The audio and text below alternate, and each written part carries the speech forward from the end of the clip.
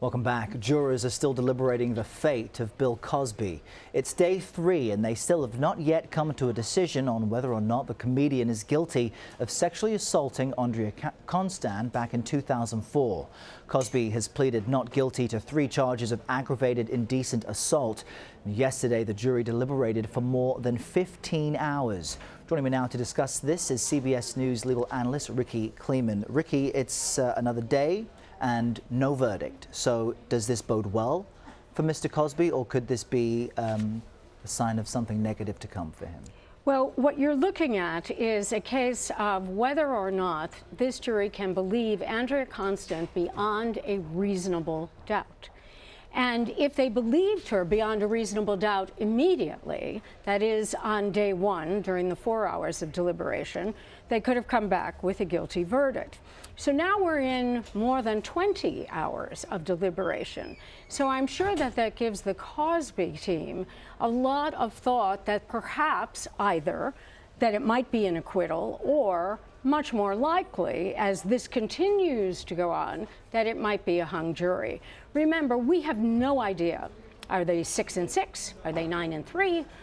Is there one holdup? We just don't know. But one thing can tell us a lot. They're asking a lot of questions. And where are they zeroing in? So if we go back and look at the questions that they asked during Monday, Tuesday, particularly yesterday, they really are looking at her story. So they wanted to look at Mr. Cosby's deposition testimony as it compared to her story. They wanted to see if the stories were intact. Then they wanted later on to look at the first detective she ever spoke to up in Toronto and how the story had changed from that time to this. So that's where they really were. And Bill Cosby himself did not testify in his defense. What do you make of the strategy overall? They were very brief, in fact, very short.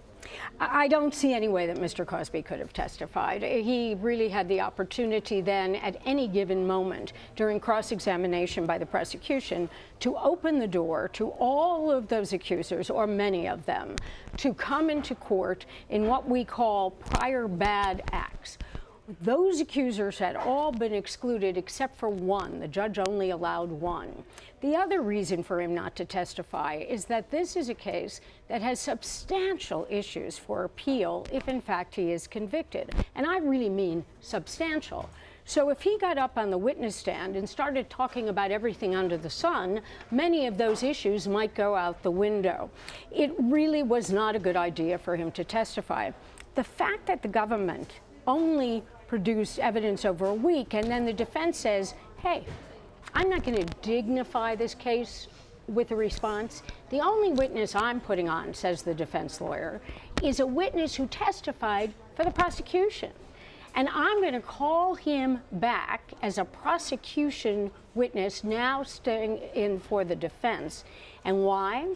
Because what I want to show is that the prosecution hid stuff. The prosecution didn't tell the jury.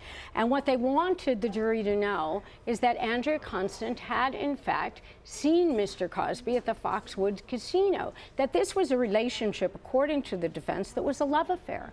It went on before the so-called incident, and it went on after.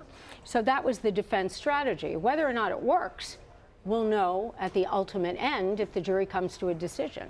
Now, all of this entire case centers around the allegations of one person, but there are dozens more women who have claimed similar situations and alleged improper acts by Bill Cosby. How does the result of this case impact what may be future cases? Well, I think that that's a very good question, because what do you do if you have a civil case? Because all of these other cases were what we call barred because of the statute of limitations to be criminal cases, meaning that every state has a statute of limitations that says in the event that there is a crime of anything except murder, rape, robbery, whatever it may be, there's only so many years where you can come forward with a prosecution.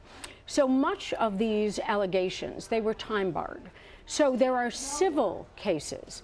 So if there is a conviction of Mr. Cosby, can the alleged victims in the civil cases use that conviction in what we call, again, a prior bad act, to show that he did this at another time and place? And the answer to that is probably yes.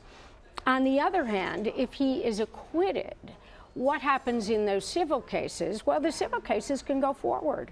Burden of proof in a criminal case is beyond a reasonable doubt. That means way up here, beyond a reasonable doubt. Burden of proof in a civil case is a preponderance of the evidence. That's like the scales of justice, and you put a feather on it. So it's a very different situation. I don't expect any of these civil cases to go away. I think that they will be in pursuit by these lawyers and these other women, no matter what happens in this case. All right, and we'll continue to watch this very closely. CBS News legal analyst Rikki Klieman, thank you so much. Thanks, Errol.